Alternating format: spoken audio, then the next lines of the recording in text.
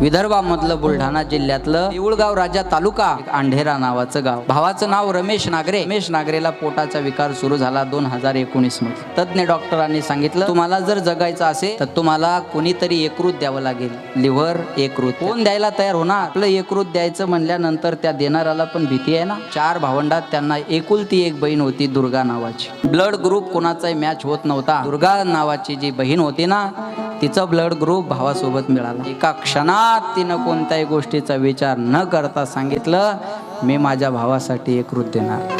तिचं 30% यकृत आपल्या भावाला दान केलं. महाराज, एक बहीण भावासाठी काय करते हे याचं उत्तम उदाहरण. बहिणीमुळं भावाचा तर जीव वाचला. भाऊ विजेच्या दुसऱ्या दिवशी सकाळी तिला या जगाची यात्रा संपून जावं लागेल. भावाचा हिस्सा मागणारी बहीण कुठे? भावासाठी यकृत दान करणारी बहीण कुठे? आज हे नातं या समाजासोबत खूप मोठा आदर्श देणार आहे.